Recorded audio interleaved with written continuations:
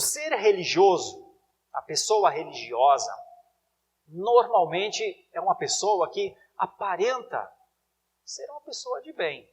Mas você não pode errar com ela. Você não pode fazer nada com ela que seja alguma coisa reprovável aos seus olhos, porque é muito possível que apareça toda a sua fúria. As pessoas religiosas, elas normalmente elas avaliam muito bem as outras. E na sua maneira de pensar, praticamente ninguém atinge, a não ser amigos muito próximos, amigos muito chegados. Mas, no geral, normalmente as pessoas, aos olhos de um religioso, são muito ruins. E eles sempre esperam o pior delas, porque eles fazem o pior para elas.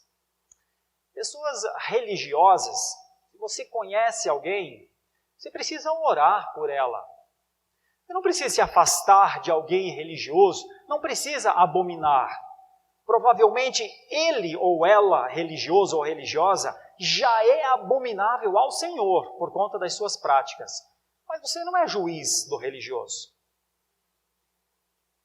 Todo homem ou mulher religioso ou religiosa, legalistas no caso, são alvos de evangelização.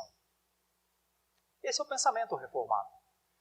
O pensamento reformado sempre agiu na direção do povo gentílico, sempre agiu na direção do povo mais fraco.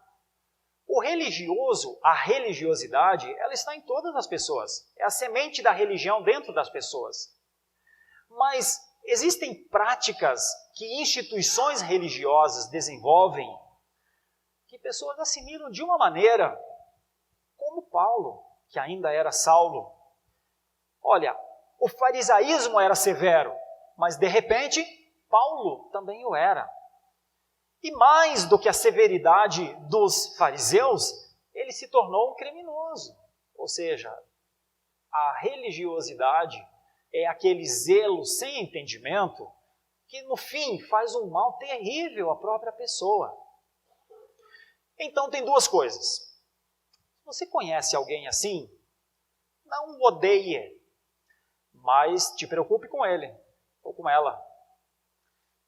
Não erre diante dele ou dela, porque quando isso acontecer, você conhecerá quem é o religioso ou a religiosa. Não se engane, a religiosidade é uma aparência de piedade. A religiosidade é uma demonstração externa de piedade. Quando se olha de longe, não se vê religiosidade. Mas quando se caminha perto, se ouve o som da voz, se vê como as pessoas digitam, quando se vê como elas pensam, então você consegue, se você quiser, se for alvo, se você entender que pessoas assim podem ser pessoas alvos de evangelização, vale a pena pensar. Veja, eu estou falando pela terceira vez. Nossa função não é nem denegrir, nem apontar, mas discernir.